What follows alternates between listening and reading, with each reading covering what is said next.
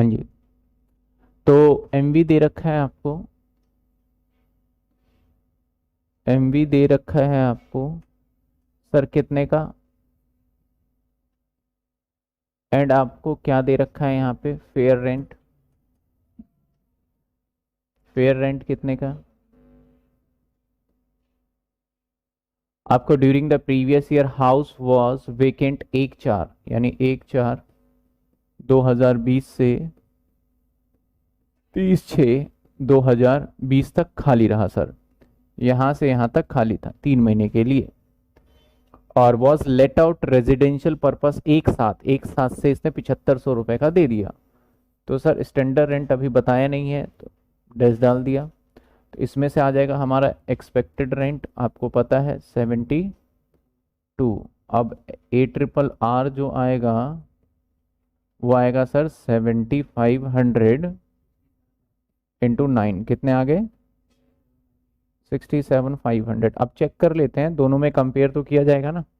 और कंपेयर करने का तरीका क्या है, एक बार देख लेते हैं कि 12 महीने के बराबर है या नहीं। तो 75 × 12 तो 12 महीने होता तो 90 होता, तो यानी गवर्नमेंट के रूल से ज़्यादा है। तो यहाँ पे जो GAV निकल के आएगा सर 67,500 आएगा, माइनस MT कर देंगे। आगे कहता है he make the following expenditure, municipal tax 18,000, ठीक है सर, माइनस करना अलाउड है। निकल के आ गया NAB, दैट इज 49,500। आगे कहता है रिपेयर किसी काम का नहीं है, फायर इंश्योरेंस किसी काम का नहीं है, ग्राउंड रेंट किसी काम का नहीं है, वेयर पेड अ लोन, ठीक है ये काम का है।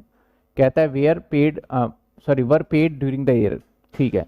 अ लोन 1,35,000 टेकन 1/4/2014, 1/4/2014 में लोन लिया गया है, एंड पर एनम 10% के हिसाब से। तो सर 35 का लोन है और 10% के हिसाब से, ठीक है सर।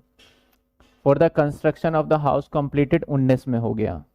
तो इसका मतलब सर कब घर कंप्लीट हुआ, 31/3/2019 में कंप्लीट हो चुका है घर। नथिंग, तो आप ध्यान रखिए, मैं अगर PCP की बात करूं तो 1/4/2014, और कंप्लीट घर बन के हो गया कब, 31/3/2019। तो जो 18-19 का टैक्स गया होगा वो उसमें तो हमने डिडक्शन क्लेम कर लिया होगा, क्योंकि 18-19 के अंदर हमारे पास तो घर है, तो 18-19 में तो मैंने डिडक्शन क्लेम कर लिया होगा। तो 18-19 का मतलब 18 का जब हो ही गया तो हमें काउंट करना है 31/3/2018। तो आपका 14-15, 15-16, 16-17 और 17, इतने टाइम प्री कंस्ट्रक्शन पीरियड के होंगे। तो कितने साल हो गए ये, 24-48 महीने। तो कैसे निकालेंगे सर, 35, 1/35, इंटू में 10/100, इंटू में 48/12, इंटू में 1/5। तो सर 1,35,000 पे सिंपल सी बात है, मैं 40% ही ना निकाल दूं, ये आ गया 54,000, और सब करा के आ गया 10,800 रुपये। तो सर अब यहाँ से सबसे पहले माइनस कर दो 24A, दैट इज 30%, और माइनस कर दो 24B, दैट इज आपका, एक तो PCP का बन गया हमारा 10,800, और हमारा करंट ईयर का तो फुल्ली है तो 13,500, दैट इज इंटरेस्ट क्या होगा, 10,800 प्लस 13,500, 24,300। तो आप चेक कर लीजिए आंसर। हाँ, 30% कितना है, 14,850। चलिए माइनस माइनस करके चेक करिए आप क्या आता है, 14,850 क्या आ रहा है, 10,310, ठीक है ये हो गया IHP। देखिए आपके सामने ये सवाल है, किस कोई लेके आया है 10 ईयर प्रोग्राम का, चेक करो ये आंसर। क्वेश्चन नंबर 9 ही होगा इसमें, कितना है,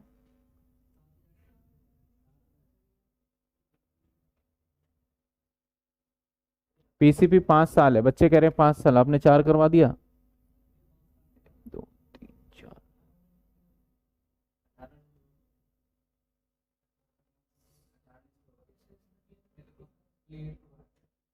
नहीं, कंप्लीट घर हो गया 19 में, तो जो 18 19 है इसमें हमने कंसीडर कर लिया होगा।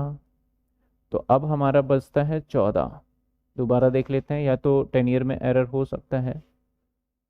14 15 15 16 16 17 17 और, तो सर ये 4 होगा। इस आंसर को ठीक कर लीजिए, 10 ईयर में करेक्ट कर लीजिए। मुझे दिखाइए 10 ईयर के अंदर थोड़े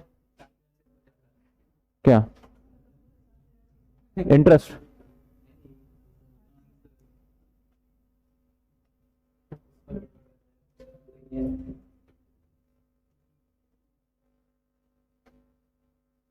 क्वेश्चन नंबर 9 है ना।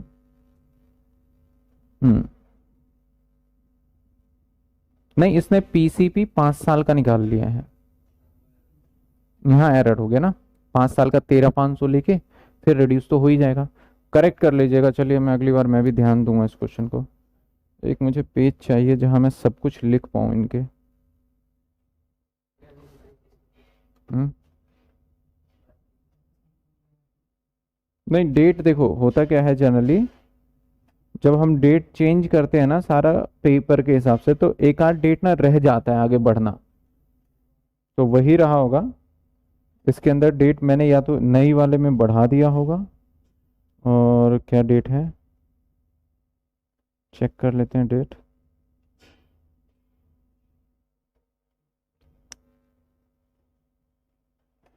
हम्म 10 350 है क्या? यस, 10 350 राइट आंसर है। और अब कैसे करूं इसको? इसको लगा दीजिए आप। अभी मुझे आप लिखवा देना इसका आंसर ना, ठीक है ना। ये इसका एरर अब अगली बार जो बच्चे आएंगे उनके लिए तो ठीक हो जाएगा, वैसे तो दोबारा लिखना ही पड़ता है सारा वो, फिर भी मुझे याद रहेगा ना, ये स्पेशली ठीक करना है मुझे। सर 18 19 का भी तो निकालेंगे। नहीं, 18 देखो कंसेप्ट क्या है, जिस साल आपका घर बन गया, जिस साल आपका घर बन चुका है उस साल में, तो आप रिटर्न जब फाइल करोगे तो उस टाइम पे इनकम फ्रॉम हाउस प्रॉपर्टी की इनकम का तो क्लेम ले ही लोगे। तो 18 19 में घर बना है, तो 19 वाले में जब रिटर्न फाइल कर रहे होगे तो आपने हाउस प्रॉपर्टी के इनकम का क्लेम कर ही लिया होगा, इंटरेस्ट का भी बेनिफिट ले ही लिया होगा।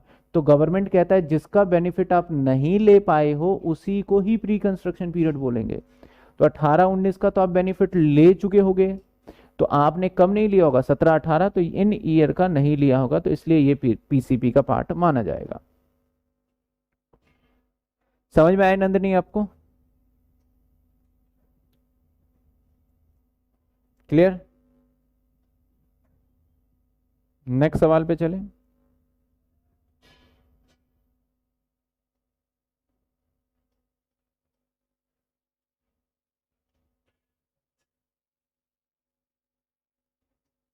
ये अलग से है, ये प्रोग्राम के अंदर है ये सवाल, तो मैंने कुछ हल्के सवाल प्रोग्राम, अब देखो थोड़े से टफ क्वेश्चन भी उठाते हैं, ऑनर्स के भी लेते हैं अभी।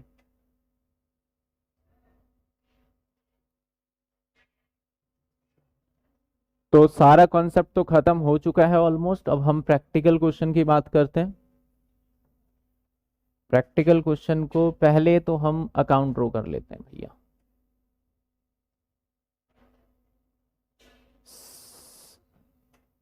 अगर इनकम टैक्स में कोई आसान चैप्टर है ना तो हाउस प्रॉपर्टी, क्योंकि ज़्यादा कुछ है ही नहीं, एक बस कहाँ दिमाग लगवाते हैं आपसे ये इंटरेस्ट में बस। लेकिन ऑनर्स के अंदर थोड़ा एक्स्ट्रा दिमाग भी लगवा दे सकते हैं। देखते हैं सवाल क्या कहता है। कहता है mister x on a house in Delhi during the previous year 2021, 3/4 area portion house self occupied. तो यानी सर ये घर दो हिस्से में बांट दिए इसने एरिया बेसिस पे, तो 3/4 एरिया ये एसओ है, तो 3/4 एरिया सेल्फ ऑक्यूपाइड है, तो बाकी का 1/4 क्या हो जाएगा let out, and full and 1/4 portion was let out for residential purpose 1/4/2020 से 31/3/2020 तक, जिसका किराया आता रहा 1400 रुपये महीने का। ठीक है सर। 1/1/2021 में portion was use on residence, जो ये अपने लिए कर रहा था रेजिडेंस को, इसने कहता है कि 1/1/2000 from 1/1/2021 this portion was also use for, यानी कहने का मतलब है सर जो लेट आउट किया ना इसने घर 1/4/2020 से किराए पे गया और ये चला गया 31/12 यानी 31/12 और 2020 तक किराए पे रहा। कौन से वाला? जो 1/4 एरिया है, 1/4 पोर्शन है वो रहा। लेकिन इसके बाद इसने ये वाला एरिया भी क्या कर लिया? सेल्फ ऑक्यूपाइड कर लिया। कहता है फ्रॉम 1/1/2020 से 21 से लेके आगे टू बी कंटिन्यू, इसने क्या कर लिया इसको? Portion was use for residence, अपने कहता है कि फ्रॉम इस डेट से portion use for on residence यानी सेल्फ ऑक्यूपाइड। ठीक है। Municipal valuation of the house 20,000 rupees. अब म्युनिसिपल वैल्यू हमारे हाउस का 20,000 है। He incurred the following expenditure in respect of the house property. Municipal tax due है, तो सर ड्यू का तो कोई मतलब कुछ करना ही नहीं होता। रिपेयर है आपका। अब देखो यहाँ पे कहता है municipal value of the house, MV बोला इसने, है ना? मैं टैक्स समझ रहा था। म्युनिसिपल वैल्यू कितना है? 20,000। 20,000 में अगर हम इसको कैलकुलेट करें तो कितने कितने जाएंगे? 20,000 डिवाइडेड बाई 4 तो 15,000 और 5,000। करेक्ट। म्युनिसिपल टैक्स ड्यू है, रिपेयर का कोई काम नहीं है, फायर इंश्योरेंस का काम नहीं है, लैंड रेवेन्यू का कोई काम नहीं है, ग्राउंड रेंट का कोई काम नहीं है। Where the paid during the year A was loan, इसने लोन ले लिया टेकन 1/4/2016 में। तो सर लोन की कहानी कुछ ऐसे है कि इसने लोन ले लिया 1/4/2016 में, इसने सर लोन ले लिया। जब इसने 1/4/2016 में लोन लिया, कितने का लिया सर इसने? 2 लाख का। किस रेट से लिया सर इसने? 9% के हिसाब से। The construction of the house was completed 28/3/2017। तो जब 28/3/2017 में कंप्लीट हो गया, तो ये वाला साल जिस साल कंप्लीट हुआ इस साल को छोड़ दो, क्योंकि इसमें तो डिडक्शन ले रहे होगे। तो इसका मतलब ये वाला साल अगर आप छोड़ते हो तो आपका बनेगा 31/3/16, क्योंकि ये वाला जो साल है ये स्टार्ट हुआ होगा 1/4/2016 से और ये चलेगा 31/3/2017 तक। तो ये वाला तो करंट ईयर हो गया जहां जिस साल घर कंप्लीट हुआ है। तो यानी पीसीपी की बात करें तो पीसीपी आपका यहां से लेके यहां तक का माना जाएगा। दैट इज पीसीपी अगर हम काउंट करें कितने साल का होता है, तो आपका 1/4 को लोन लिया, तो मैं यहां कर लूं 16/17। हाँ अच्छा, बिल्कुल बिल्कुल बिल्कुल। देखो मैं भी कहाँ उलझ गया, ऐसा एग्जामिनर उलझा देते हैं। तो इसमें आएगा ही नहीं पीसीपी, क्यों? क्योंकि जिस साल बना उस साल ही कंप्लीट हो गया। तो सर यहाँ पीसीपी की कोई जगह नहीं है। पहले तो ये सवाल देख लिया। क्यों नहीं आएगा सर? एक बार फिर से मैं दोबारा इरेज करके कर देता हूँ, क्योंकि मैं बना रहा था तो कुछ बच्चों को हो सकता है कि दिक्कत हो।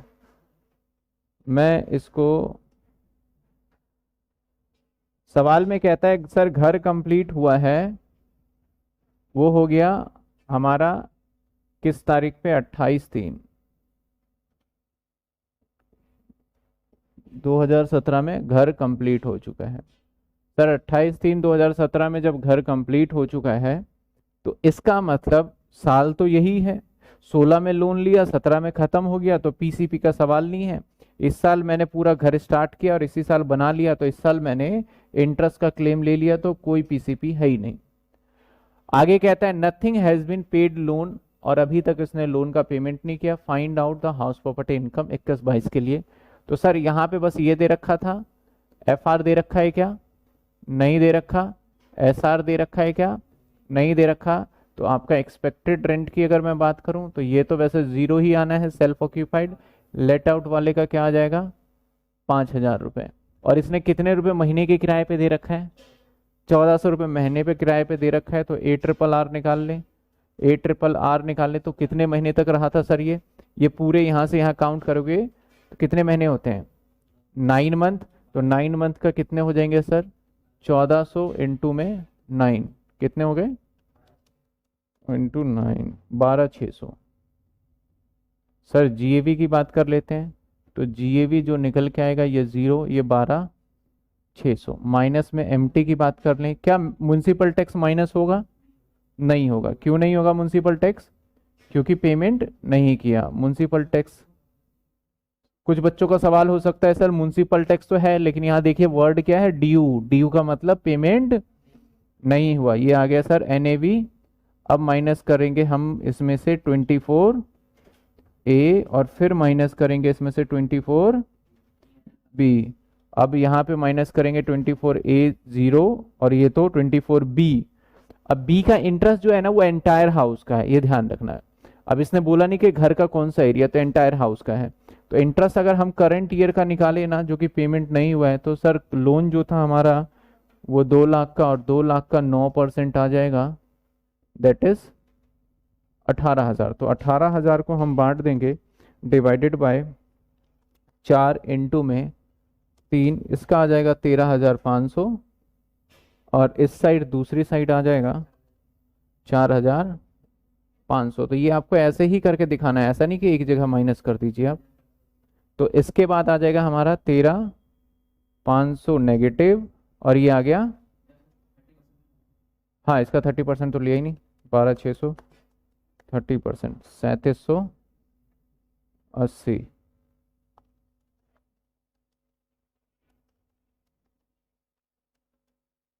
तिरतालीस सौ 20। सर ये आ गया। आपको सिर्फ सवाल यहाँ नहीं पूछना, इसने बोला find out the income from house property. तो जब ऐसा सवाल आ जाता है ना तो आपको एक और कॉलम बनाना पड़ता है और वहां पे इनकम फ्रॉम हाउस प्रॉपर्टी बनाना बताना पड़ता है। या फिर आप यहीं पे कह सकते हो income from house property is equal to, क्या क्या लेंगे हम, 13,500 नेगेटिव प्लस 43,000, 4320। तो ये तो लॉस आ गया ना 13,500, तो जवाब दोगे 9180 का, दैट इज लॉस। ये था हमारा सवाल नंबर 1। बताइए किसी को डाउट, क्या हो गया, चलो चलो।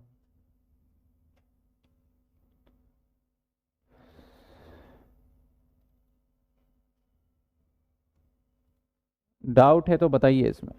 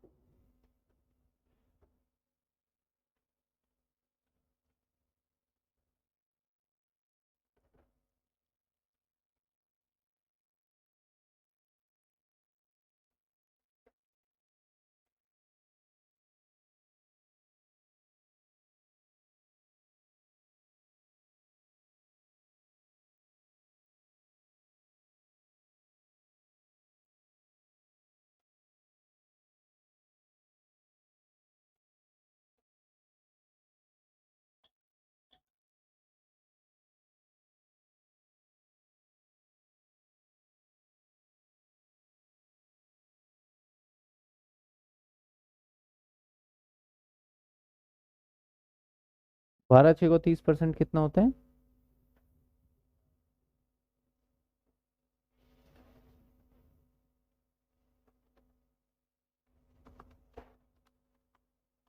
इसमें ना एक पॉइंट और भी है मैं बताना चाहूँगा, एक पॉइंट मैं समझा देता हूँ। हाँ तेरा डाउट है वो तो अब लेंगे। अब यहाँ पे ना बहुत मेन पॉइंट है, जो बच्चे मिस कर रहे होंगे क्लास को उनको दिक्कत होगी। जो SR है ना, FR है, कई बार FR आपको देता नहीं है। FR क्या होता है और फेयर रेंट क्या होता है। आस पड़ोस का। जब आपके पास फेयर रेंट मिसिंग होता है तो जो आपके घर का किराया है उसी को आप आस पड़ोस के घर का किराया मान के कर लेते हो। समझ में आई बात? तो इस क्वेश्चन में फेयर रेंट क्या है? मिसिंग है। तो अगर फेयर रेंट नहीं है तो हमारे घर का तो किराया पता है, तो हमारा घर अगर पूरा किराए पे रहेगा तो कितना रहने वाला है सर? फेयर रेंट आप यहां पे निकाल सकते हो, जैसे 1400, तो सर 1400 इंटू में 1400 इंटू में क्या आएगा? 12, दैट इज 16,800। तो हम ना एक यहां पे पॉइंट को ऐड कर रहे हैं। अब ध्यान पहले समझ लीजिएगा आप, यानी क्या कह रहे हो सर, अभी मैं बता देता हूं आपको। जब कभी भी देखो, म्युनिसिपल वैल्यू तो ये गवर्नमेंट डिसाइड करता है और फेयर रेंट डिसाइड करता है हमारा आस पड़ोस से।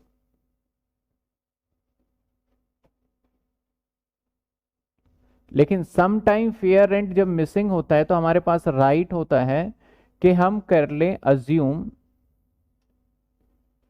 जो एक्चुअल रेंट है दैट इज वही हमारा क्या माना जाएगा? Fair rent.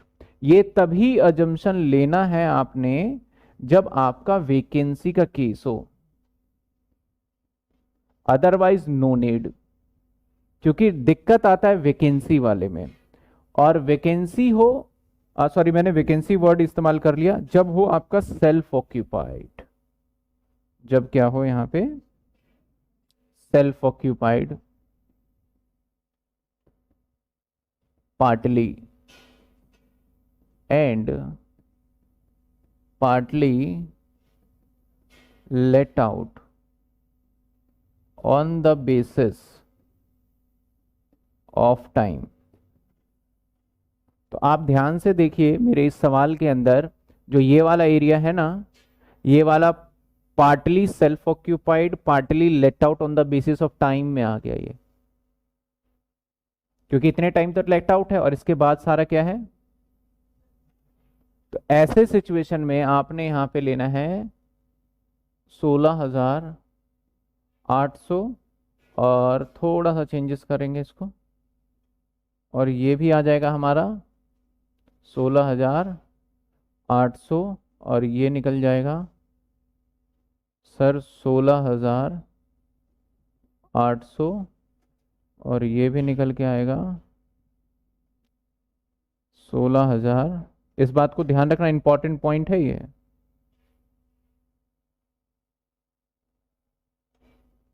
ये आ जाएगा 30% ना, 5,040 और माइनस 4500, तो ये 7260 लिख लो इसको बस। ये थोड़ा चेंजेस है, ये कॉन्सेप्ट पहले हुआ नहीं था। और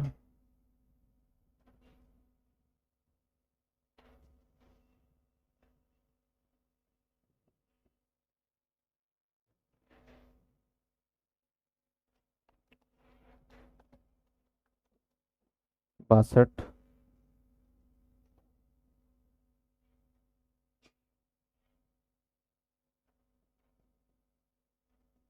ठीक है।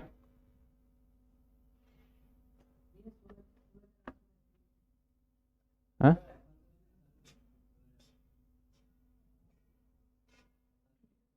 अरे मैंने नीचे ले लिया, एफ आर में जाएगा। ये थोड़ा सा नीचे शिफ्ट हो गया, ये अरे ये थोड़ा सा नीचे शिफ्ट हो गया, इसको करते हैं यहाँ शिफ्ट, ठीक है। एफ आर लेना है, ठीक है। लेकिन अगर यहाँ पे वैकेंसी नहीं होता, मतलब कि सेल्फ ऑक्यूपाइड वाला पार्ट नहीं होता, तब तो हम ले लेते लोअर। जब सेल्फ ऑक्यूपाइड पार्टली जब हो जाता है तो रूल क्या कहता है, नॉर्मल कैलकुलेशन करोगे आप, जिसके अंदर से हायर वाला ही पार्ट जाएगा हमेशा, ठीक है ना। चलो, ये था सवाल नंबर 1। 16,800 को कहना है कि डिवाइड नहीं करेंगे क्या सर? 16,800 को नहीं डिवाइड नहीं करना सर, 16,800 को डिवाइड। आप किस तरीके से डिवाइड करने की बात कर रहे हैं, मैं समझा नहीं, बताइए। अच्छा 16,800 नहीं, जो 16,800 जो फेयर रेंट है ना वो सिर्फ इसी एरिया का है, सिर्फ इसी एरिया का एफआर बनवाना है ना हमने, तो ये डिवाइड नहीं होगा। सर ऐसे केस में फिर एफआर को मान लेते हैं, बिल्कुल सही, इसमें एफआर आपको अजम्पशन लेना पड़ता है। सेल्फ पारस सेल्फ और इसमें डिस्ट्रीब्यूटेड नहीं होगा, वो अलग अलग है, क्योंकि इसका सिर्फ रेंट गिवन था लेट आउट का, तो हम लेट आउट वाले पोर्शन को ही मान के चलेंगे। यस 1240 का 6240 का लॉस है ये लॉस है। अरे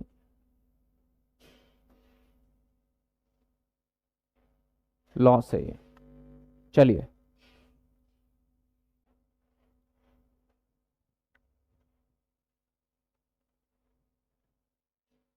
इस बार जो नई बनाऊंगा इनकम टैक्स की बुक, वो इससे बढ़िया बनाने वाला हूं मैं अब। इसके अंदर थोड़े से क्वेश्चन के स्टैंडर्ड नहीं डाले मैंने अभी, मतलब कि पहले ये होना चाहिए, फिर ये होना चाहिए, फिर सेमेस्टर 5 में तो कर दिया फाइनेंशियल मैनेजमेंट में। अगली बार जो बुक बनाऊंगा पहले हल्के सवाल, फिर उससे भारी, फिर उससे भारी, उससे भारी। अभी जो आपके सवाल है ना यहाँ पे, वो है आपका ईयर के हिसाब से, 7 8 9 10 ऐसे लेके चले। लेकिन नेक्स्ट टाइम से जो बनेगा हमारा, उसके अंदर और बेटर हो जाएगा, और इसके अंदर फिर आपको मतलब कि कॉन्सेप्ट किया और उसी से रिलेटेड सवाल मिल गया सीधा।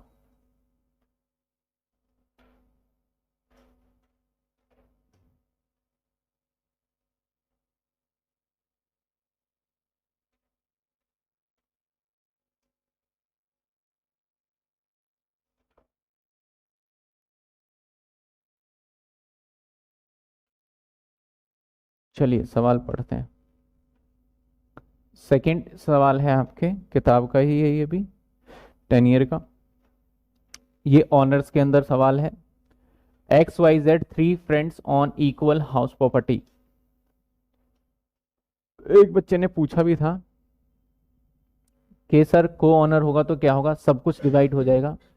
कहता है 6 रेजिडेंशियल यूनिट है, it was construct on 1 July 2014, जो कि बन चुका है। 1 unit is self occupied by each one of them their residence, the remaining 3 unit let out monthly rent 6,000 रुपए per unit. The municipal valuation of the property is 4 lakh रुपए, पूरे घर का 4 लाख है। म्युनिसिपल टैक्स पेड 80,000 रुपए during the previous year. The other expenses, आपका collection charge किसी काम का, इंश्योरेंस नहीं है, interest on loan taken construction, sir सीधा निकाल के दे दिया। On the let out unit remain vacant for 3 month, आपका one of the let out unit, कोई भी एक लेट आउट यूनिट था जो कि कितने महीने के लिए खाली रह गया, 3 में। कहता है one of the let out unit 3 month के लिए वेकेंट रहा।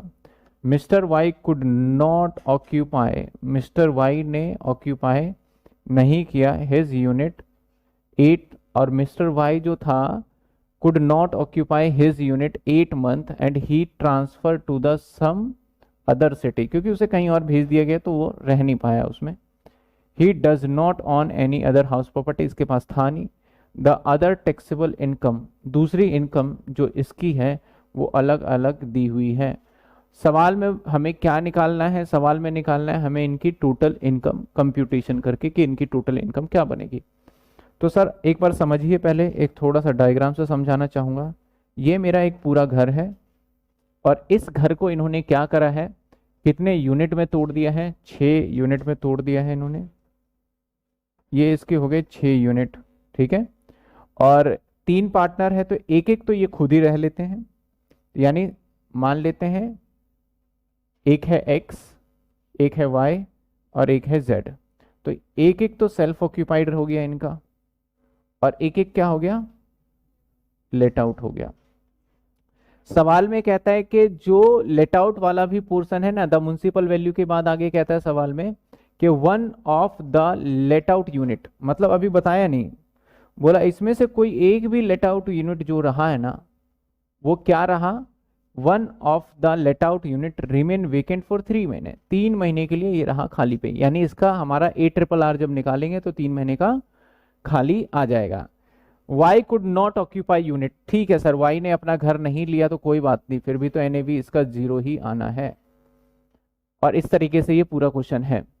तो हमें क्या करना चाहिए सर, हम इस सवाल को हालांकि 2 टुकड़ों में भी बांट सकते हैं, लेकिन 3 टुकड़े में बांट ले तो ठीक रहेगा।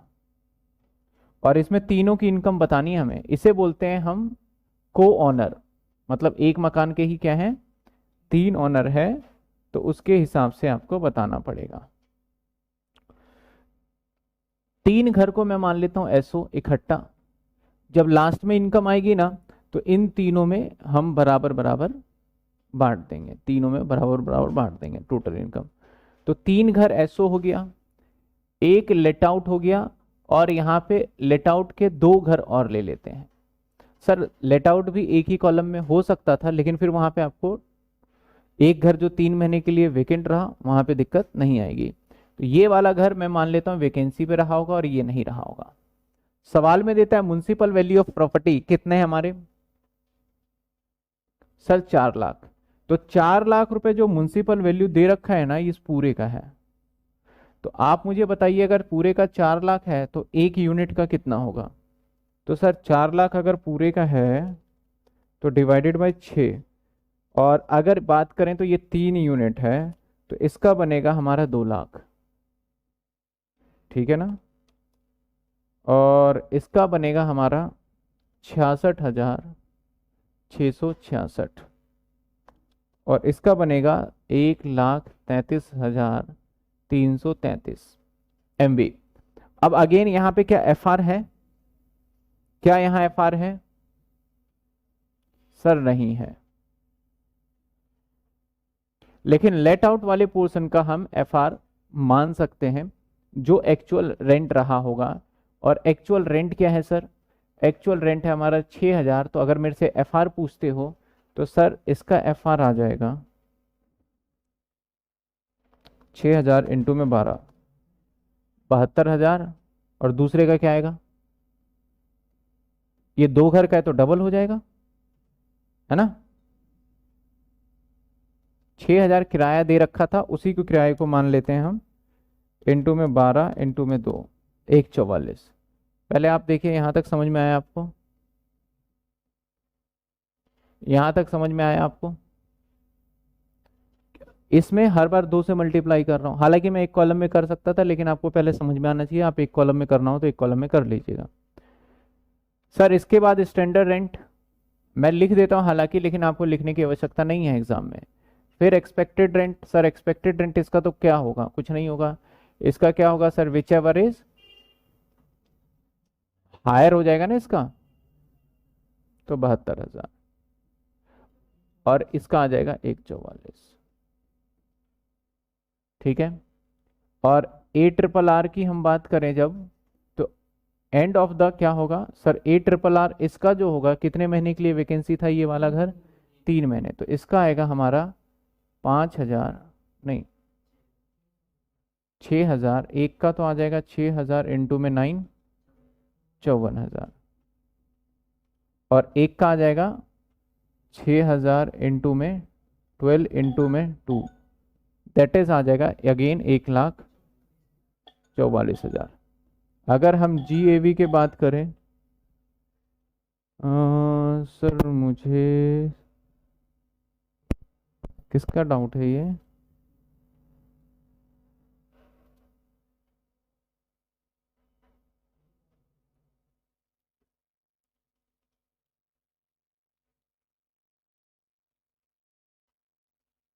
बच्चे कह रहे हैं सर ये समझ में नहीं आ रहा।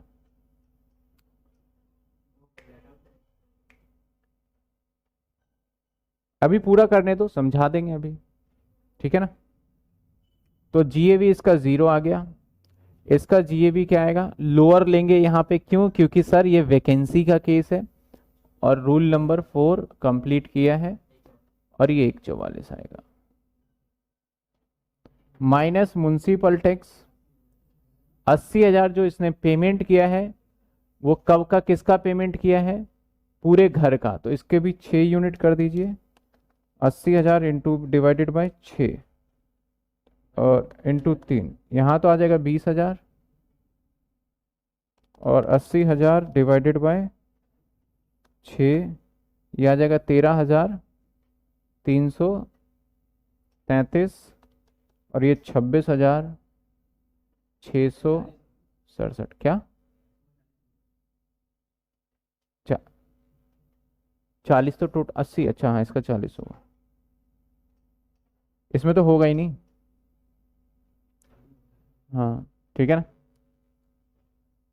अब बच्चे कह रहे हैं एनएबी निकालने के बाद आते हैं आपको लोगों के पास ही, कुछ बच्चे कह रहे हैं सर समझ ही नहीं आ रहा कैसे हो रहा है ये कितना आएगा, माइनस करो,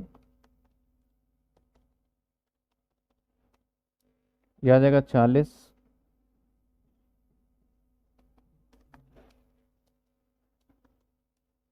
मैंने इसको अलग इसलिए किया, समझना अभी बात को। चलिए बच्चे कह रहे हैं सर हमें बिल्कुल समझ में नहीं आ रहा है, क्या करवा रहे हो नहीं करवा रहे हो। चलिए हम दोबारा आ जाते हैं इस क्वेश्चन को अच्छे से, जो मैंने सॉल्यूशन किया। इसको दो तरीके से हालांकि किया जा सकता है, लेकिन जैसे मैंने किया उसके हिसाब से मैं बात करूंगा। सपोज करो मेरा एक ये एरिया है, ये पूरा एक एरिया है, इसके अंदर बात करें तो यूनिट आइडेंटिकल कर देते हैं हम। सर 6 यूनिट है, ध्यान दीजिएगा 6 यूनिट है, तो ये हो गए इसके 6 यूनिट एक मकान के। अब 6 यूनिट में ये वाला हो गया सेल्फ ऑक्यूपाइड, ये वाला हो गया सेल्फ ऑक्यूपाइड, ये वाला हो गया सेल्फ ऑक्यूपाइड। तो सर इसका भी एनएवी 0, इसका भी एनएवी 0 और इसका भी एनएवी। तो मैंने क्या किया, सेल्फ ऑक्यूपाइड में तीनों घर को इकट्ठा ले लिया, तीनों घर को इकट्ठा लिया क्योंकि सबका 0 आना है तो इसको इकट्ठा ले लिया। इसके बाद ये वाला हमारा लेट आउट है और ये वाला लेट आउट है और ये वाला लेट आउट है। सवाल ने ये नहीं बताया कि कौन सा घर वेकेंट रहा, तो हम सेम आइडेंटिकल यूनिट है किसी को मान लो, तो ये वाला घर मैं मान लेता हूं ये किराए पे रहा सिर्फ 9 महीने, ये वाला किराए पे रहा 12 महीने और ये वाला रहा किराए पे 12 महीने। तो जो सिमिलर वाला है जिसमें कैलकुलेशन में दिक्कत नहीं आएगी, इन दोनों की कैलकुलेशन तो एक साथ ही कर लेते हैं, दो की, और इसकी हम अकेले कर लेते हैं इंडिविजुअल की। तो ये वाला जो कॉलम है वो इंडिविजुअल का कैलकुलेशन है और ये वाला जो कॉलम है वो दो घर का कैलकुलेशन है इसका। समझ में ये बात। अब एमबी जो है, अगर मैं बात करूं एमबी की, तो एमबी 6 यूनिट है और 4 लाख रुपए टोटल था, तो 4 को 6 से डिवाइड करेंगे तो सर एमबी जो निकल के आएगा वो आएगा 66,666 रुपए, 66,666। और सर ये 66,666 रुपए की कहानी सब में चलेगी, एमबी सब में चलेगी, एमबी 66,666 का। आपको यहां से सारी पिक्चर क्लियर हो जाएगी। अब बताइए सेल्फ ऑक्यूपाइड वाले का मैंने जब तीनों घर इकट्ठा लिया है तो ये तीनों एमबी को मैं जोड़ लूं तभी तो लिखूं, यहाँ तीनों एमबी को जोड़ लीजिए, 1 आध रुपए का फर्क है उससे मायने नहीं रखता, ये आ गया इसका एमबी, ये आ गया। और बाकी दो को इकट्ठा ले रहे हैं तो दोनों एमबी को क्या करेंगे, तो इसका मैंने यहाँ पे ऐसे दिखा दिया। एफ आर क्या होता है, जब मिसिंग हो तो जो एक्चुअल रेंट होता है उसी को हम एफ आर मान लेते हैं। तो एक्चुअल जो रेंट था ना, क्वेश्चन में बोला कि 6,000 महीने के किराए पे है, तो एक घर का अगर मैं निकालूं यहाँ पे तो क्या आएगा सर, एक्चुअल रेंट को 6,000 इंटू में 12। दूसरे घर का निकालूं तो सर ये भी आएगा 6,000 इंटू में 12, लेकिन यहाँ पे 2 घर है दैट्स वाई मल्टीप्लाई 2 कर दिया तो 144 आ गया। इन दोनों में से यहाँ पे तो कुछ रहेगा नहीं, इन दोनों में से जो हायर था वो एक्सपेक्टेड रेंट आ गया। ARRR में 9 महीने का ये निकाला गया, ये तो पूरा 12 महीने के किराए पे था। तो अब इन दोनों में से क्या लिया जाएगा सर, इन दोनों में से हम ले लेंगे लोअर, क्योंकि हमारा टोटल जो है वो गवर्नमेंट से तो कम नहीं बन रहा, बराबर है, और वैकेंसी भी है। मान लेते हैं कि ये वैकेंसी का मतलब वहां कोई नहीं रह रहा है। सर लोअर लेने के बाद ये जीएवी आ गया, एमटी हमने माइनस किया, एमटी तो सर एमटी की बात करें तो एमटी 80,000 है, तो अगर मैं 80,000 को 6 से डिवाइड करूं तो हर किसी का आएगा 13,333 रुपए, तो हर किसी का आएगा। तो सेल्फ ऑक्यूपाइड वाले का तो एमटी मिलेगा ही नहीं जो कि 20 था, लेट आउट वाले का 13,333 और दो के इकट्ठे मैंने एम्प्टी ले लिया और ये माइनस कर दिया। अब बताइए सवाल आपको समझ में आया या नहीं आया? सवाल आपको समझ में आया नहीं सर? एफ आर केस समझ नहीं आ रहा, कब निकालना है क्वेश्चन में और कैसे पता चलेगा? आप हर क्वेश्चन में निकाल लीजिए, एफ आर नहीं पता ना तो जो एक्चुअल रेंट है उसी को एफ आर मान लीजिए, बात खत्म। हर सवाल में निकाल लीजिए। लेकिन हम लोअर और हायर का कॉन्सेप्ट तभी देखते हैं जब वैकेंसी होगा, तब तो भैया लोअर लग जाता है और हायर भी लग सकता है, डिपेंड। लेकिन अगर आपका सेल्फ ऑक्यूपाइड वाला केस हुआ तो ऑलवेज हायर वाला ही जाएगा, पार्टली सेल्फ ऑक्यूपाइड और पार्टली लेट आउट, जैसे कि मैंने पिछले सवाल के अंदर यहाँ पे था भी और ये मैंने आपको नोट भी बताया। तो पिछले सवाल में आप देखेंगे तो सर यहाँ पे एफ आर हमने कैलकुलेट करके ले लिया, अब तो इन दोनों में से लोअर है। चूंकि ये आपका सेल्फ ऑक्यूपाइड का केस था इसलिए हमने इन दोनों में से क्या चूज करा? हायर। अगर यही वैकेंसी होता, वो उस घर में नहीं रह रहा होता बाकी टाइम पे, तो मैं 12,600 से ही करता इसको। क्लियर?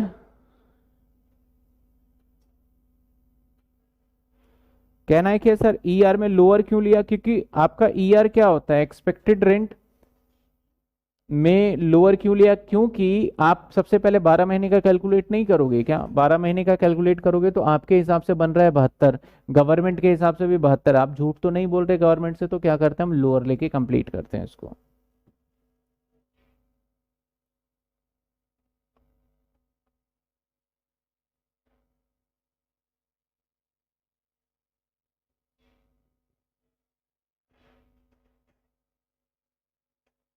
ठीक है, चलिए सर इसको देखो, मैं चाहता तो इन दोनों को मर्ज कर देता तो फिर वहां पे थोड़ा अमाउंट में आपको दिक्कत हो सकती थी, इसलिए ठीक है ना। तो आ जाते हैं हम आगे, यहाँ पे क्या है एनएवी। एनएवी सर, एनएवी तो लिख ही लिया, माइनस में 24 ए, यहाँ जीरो होगा इसका निकाल लेंगे, माइनस में 24 बी। तो सर 24 ए और 24 बी, चलिए निकालते हैं। अगर हम बात करते हैं इसका कितना है, 7,000, 12,200, तो ये आ जाएगा हमारा 24,400, है ना। अब ये ऐसा कैसे हो रहा है, डबल ही है ना इसका, तो ये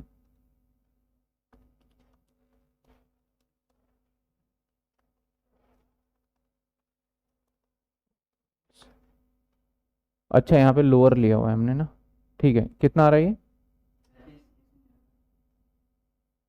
35,199, 199 तो 35,200 कर लेते हैं, ठीक है। 24 बी इंटरेस्ट कहता है भैया 1,30,000 रुपये है, तो 1,30,000 6 का होगा, तो 1,30 को डिवाइडेड बाई 6 कर दें तो इस हिस्से में आ जाएगा हमारा 65,000 रुपये। इस हिस्से में आ जाएगा सर 21,000 और इस हिस्से में आ जाएगा 43,000। अब निकाल लीजिए, ये आ गया 65,000 माइनस का, ये आ गया 65,000 माइनस का। इसकी बात कर लेते हैं,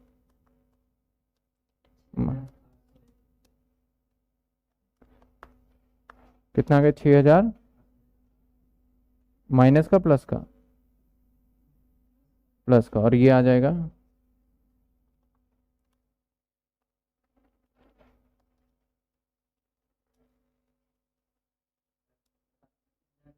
38,800। अब यहाँ पे हालांकि टोटल इनकम निकालनी पड़ेगी, क्वेश्चन में यहाँ पे मेंशन नहीं है, लेकिन हाँ जब अदर इनकम दे दे तो इसकी टोटल इनकम भी निकालनी पड़ेगी। तो अब टोटल इनकम की कंप्यूटेशन करके दिखा देते हैं आपको कैसे किया जाएगा।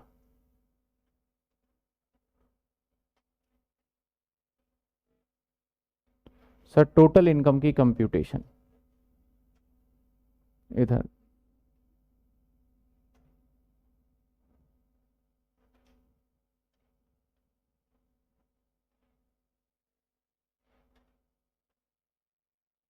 बड़ा सिंपल सा कॉन्सेप्ट है।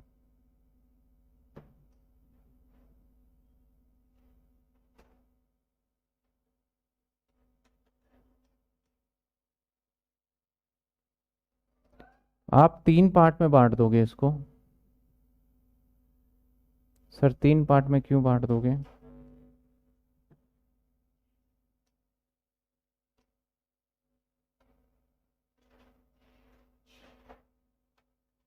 क्योंकि 3 दोस्त हैं, 3 भाई हैं, पता नहीं क्या है ये, 3 दोस्त हैं।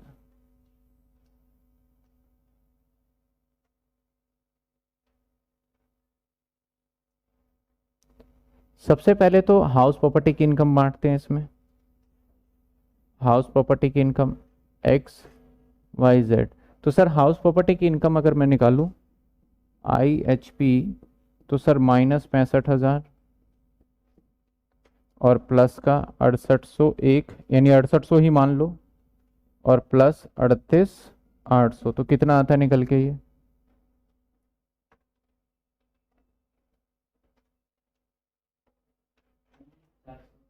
19 नेगेटिव या पॉजिटिव? क्यों? 6800 है ये।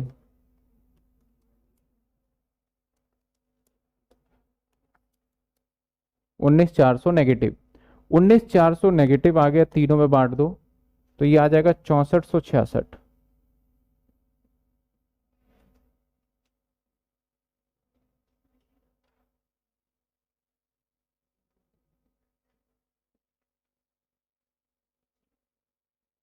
ये नेगेटिव आ गया, हाउस प्रॉपर्टी से लॉस।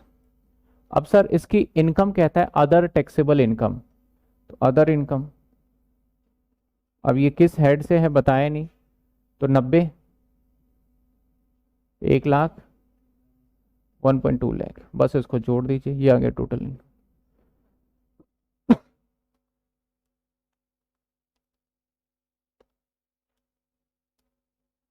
83,534।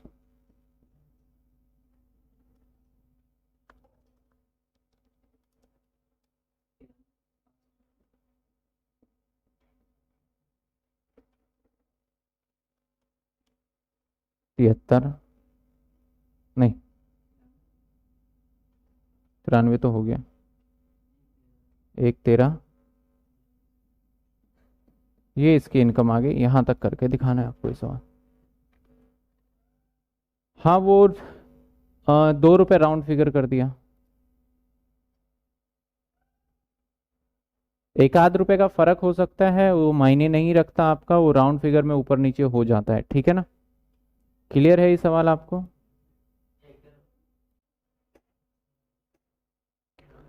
कहता है मिस्टर आर जिसकी उम्र,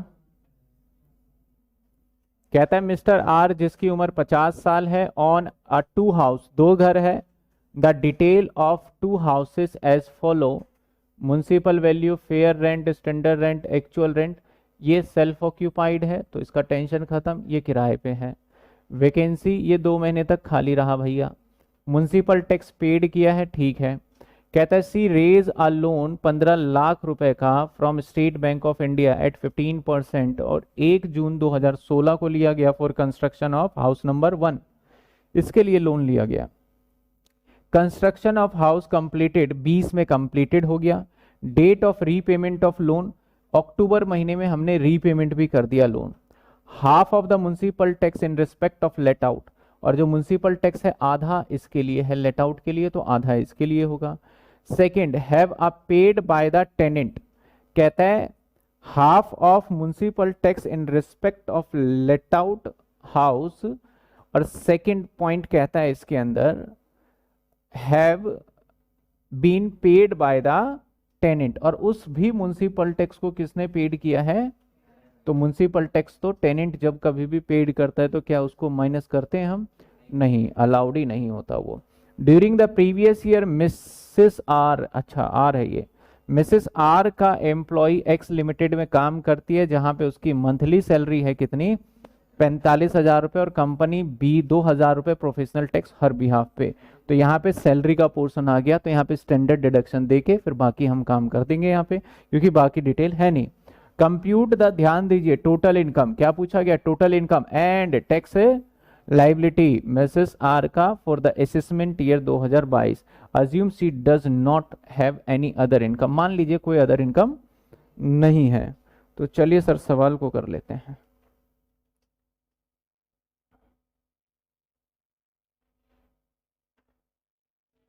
यानी 2 घर,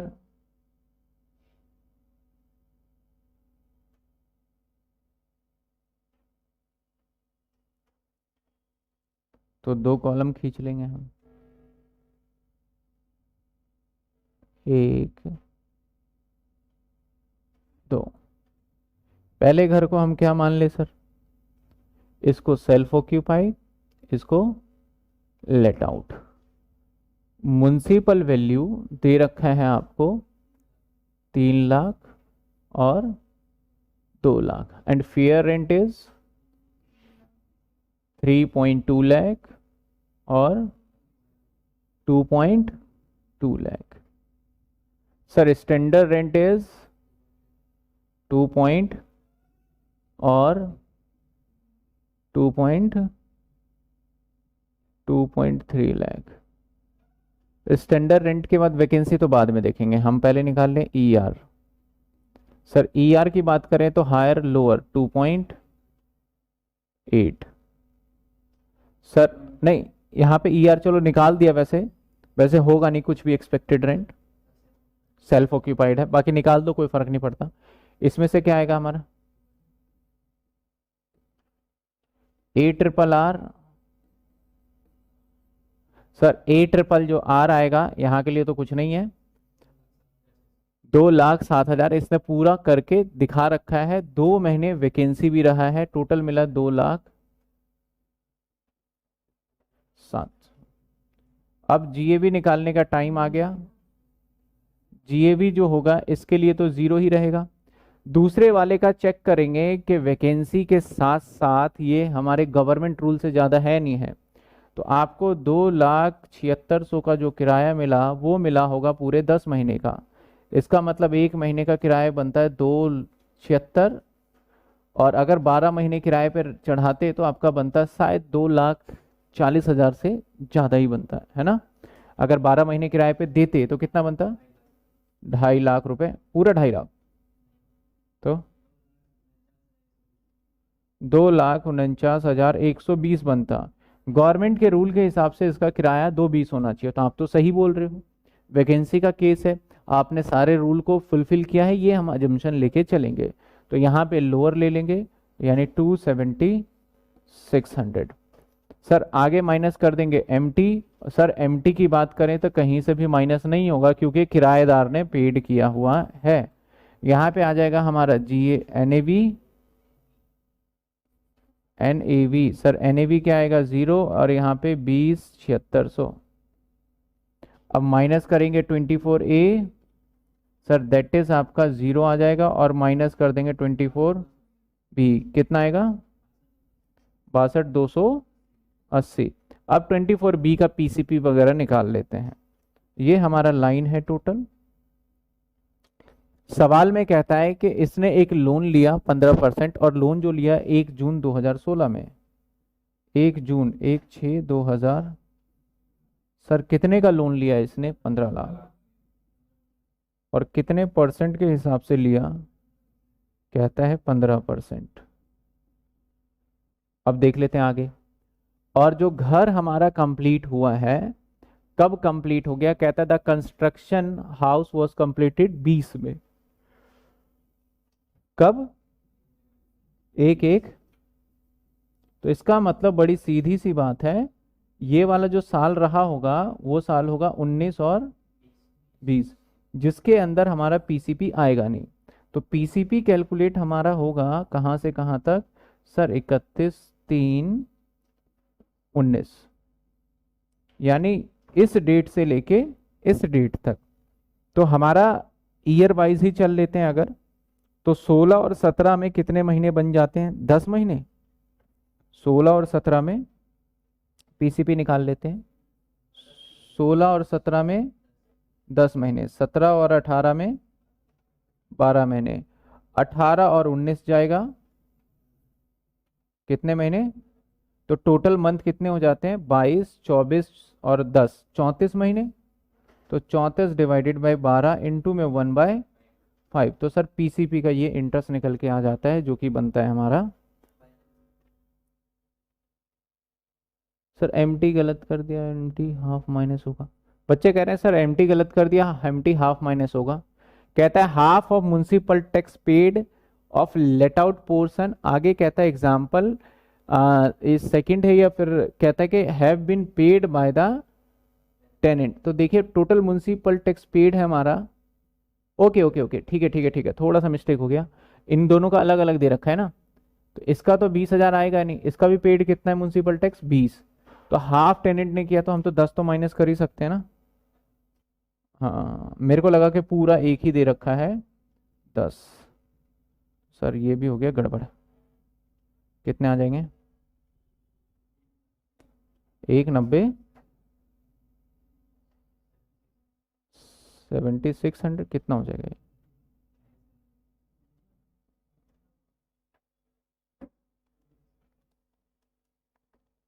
चलिए अभी कर देते हैं। 59, देख लेना एक बार कौन कैलकुलेशन। ठीक है, पीसीपी आ जाएगा। पीसीपी कितने आ गए थे? हाँ, 42,500 रुपये। अब क्या कहता है, ध्यान से देखिएगा। कहता है कंस्ट्रक्शन कंप्लीटेड हो गया, डेट ऑफ रीपेमेंट लोन, हमने 20 में लोन का रीपेमेंट कर दिया। हमें किस साल के लिए काम करना है? 21-22, असेसमेंट ईयर 21-22। यानी सर हमें 20 और 21 के लिए ही काम करना था, और हमने 20 और 21 में ही लोन का रीपेमेंट भी करा है। हमने पेमेंट कब किया है? 1 अक्टूबर 20, तो 1 अक्टूबर 20 इसी में आएगा। तो इसका मतलब सर इस डेट पे तो मेरे पास 13 लाख का लोन था, लेकिन साल के एंड में देखा तो मेरे पास 13 नहीं, 15 लाख का तो लोन था, लेकिन साल के एंड में देखा तो मेरे पास 15 लाख का लोन होगा या नहीं होगा? साल के एंड में 15 लाख का लोन, क्योंकि इस लोन का पेमेंट मैंने कब कर दिया? 1/10 को। तो सर इसका मतलब 6 महीने तक ही इस्तेमाल किया, तो करंट ईयर का जो इंटरेस्ट निकालोगे ना आप, वो निकालोगे सिर्फ और सिर्फ 15% डिवाइडेड बाई 2, 1,12,500। ये तो पीसीपी है, और एक हो जाएगा करंट ईयर का 1,12,500। ये किसने बताया गलत फिर? 15% डिवाइडेड 12 इंटू 34 डिवाइडेड 5, 1,27,500 आ रहा है भाई ये।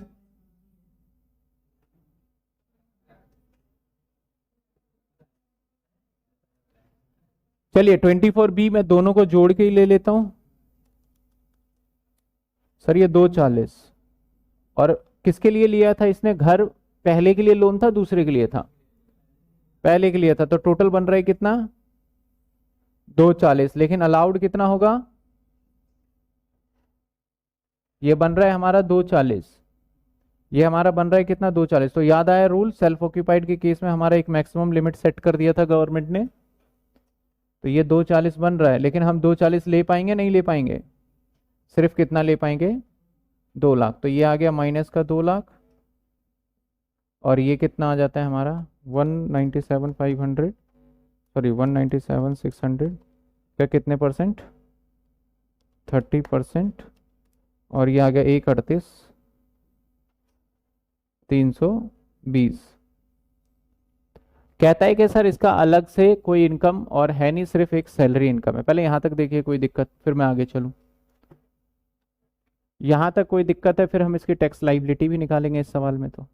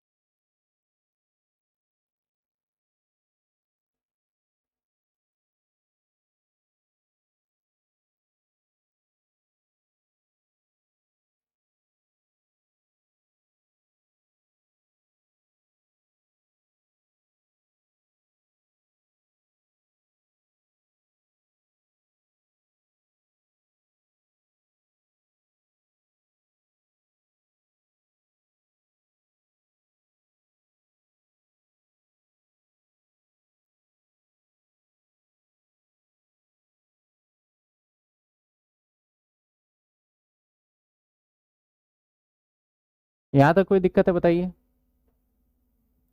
नहीं, यहाँ तक क्लियर है हर किसी को? अब देखिए, इसके अंदर आपको एक चीज है, पॉइंट है, कैच वाला पॉइंट जो मैंने पहले नहीं बताया। पहले पूरा क्वेश्चन हो गया, अब क्या करना है, सैलरी इनकम इसमें जोड़ना है, वो छोटा सा पार्ट है। इसमें कहता है सर ये जो रेंट है, अब सवाल में ये नहीं बता रहा कि ये रेंट 10 महीने का है कि ये रेंट 12 महीने का है। समझ रहे हो बात? क्वेश्चन में तो नहीं बता रहा ना। तो मैंने क्या अजम्पशन किया है, ये रेंट कितने महीने का है, 10 महीने का। इसके लिए आपको नोट देना।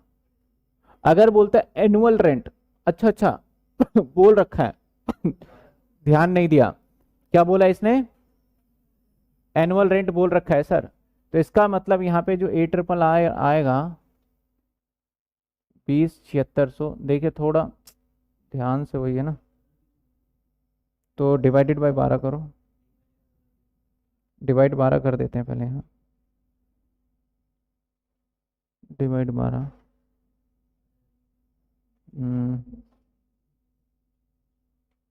ये कट कर देते हैं, 17। तो सर 17 300 इंटू में 9 कर देंगे ना, 10। 17 300 इंटू में 10, 1,73,000।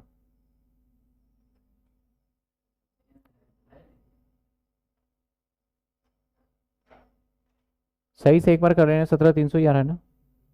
अब देखिए क्या केस है यहाँ, वैकेंसी, वैकेंसी में आप चेक करेंगे क्या गवर्नमेंट के रूल से ठीक बोल रहे हैं या फिर गलत बोल रहे हैं, ये चेक करना होगा। तो ध्यान देखा जाए तो भाई गवर्नमेंट का तो बन रहा है 220, ठीक है ना, और हमारा, लेकिन अब यहाँ पे ये भी चेक करेंगे कि जो गवर्नमेंट का बन रहा है 220, 220 कितने टाइम का है, एक बार आप करिए, 220 डिवाइडेड बाय 12,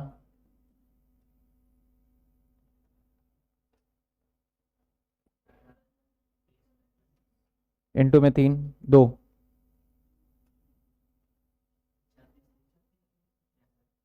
666। चलिए छोड़िए, हम अपने हिसाब से कर लेते हैं इसको। तो यहाँ पे जो आ जाएगा वो हायर का कॉन्सेप्ट ले लेते हैं, दैट इज 2,20,000। ये आएगा हमारा 210, और ये कितने,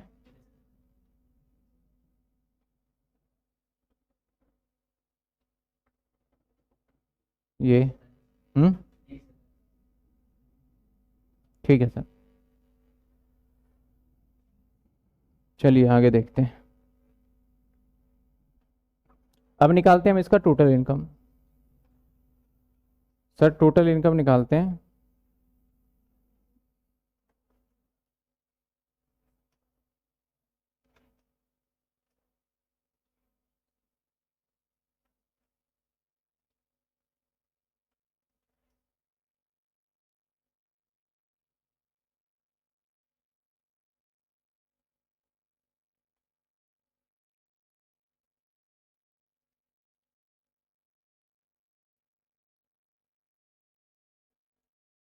टोटल इनकम में सबसे पहले इसकी इनकम कहाँ की है सर, सैलरी की।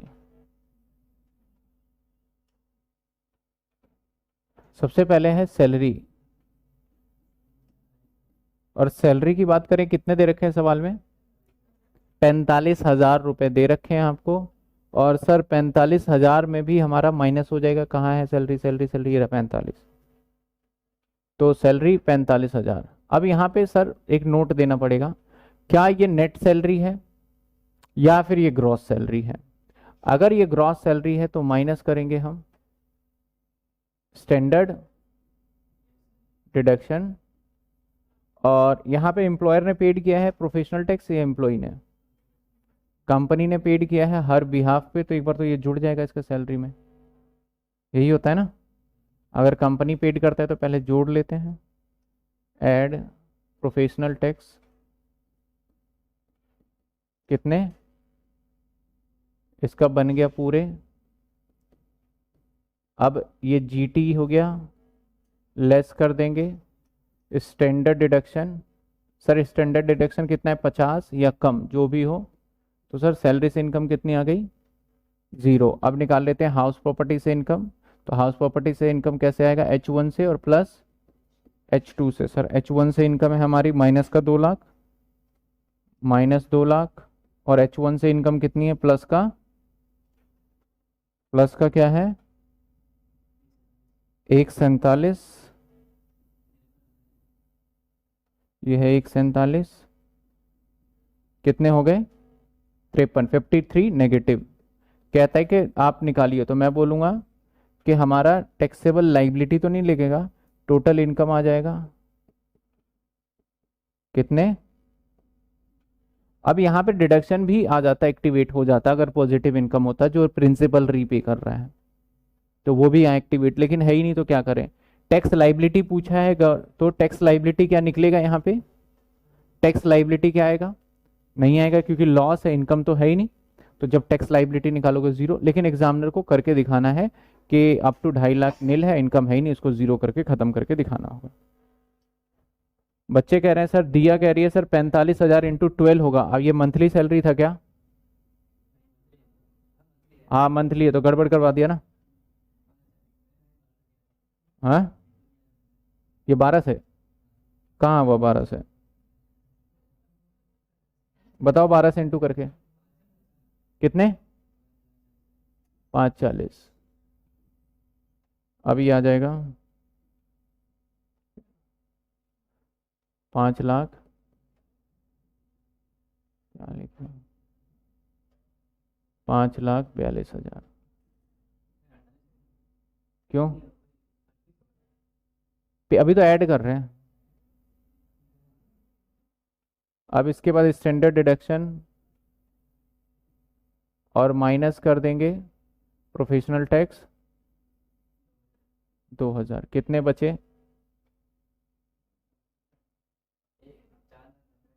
4,90,000, 53,000 ये माइनस कर दो,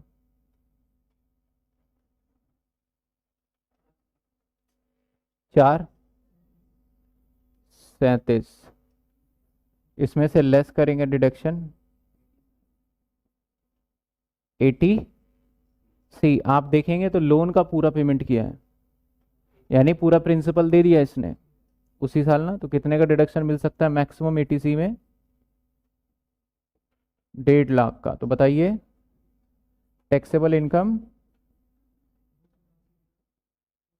287। नाउ ये भी एग्जेम्प्ट हो जाएगा अप टू 250, या ये तो 287 ही बन रहा है, 287 दैट इज नील, और बाकी का आगे फर्दर आप कर दोगे नील, ठीक है।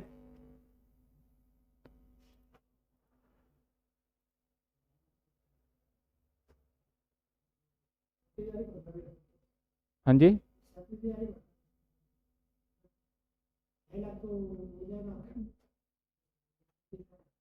37 कहाँ बच रहा है, अच्छा 287 है, मैं 37 सोच रही, रिबेट मिलेगा ना,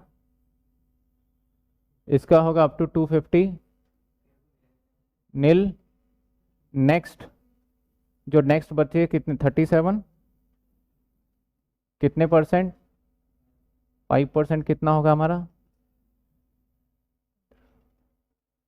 19,500, 1850, 1850, तो ये बन गया सर 1850, लेस हो जाएगा रिबेट 87, 1850 टैक्सेबल 0 हो जाएगा आपका। एक सवाल मैं यहाँ पे पूछना चाहूँगा, मेरा मन तो था लेकिन मैंने पूछा नहीं। सपोज करो ये न्यू रिज्यूम होता, सपोज करो एग्जामिनर बोलता है ये न्यू रिज्यूम से निकालिए, तो उस सिचुएशन में 24B ए तो मिलता, लेकिन 24B तो ये वाला इनकम जो हो जाता 147 हो जाता।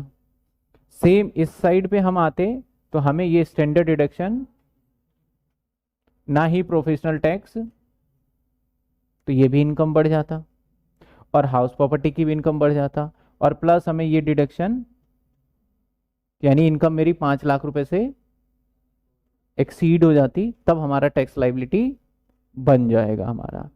ठीक है ना, तो न्यू रिज्यूम के केस में।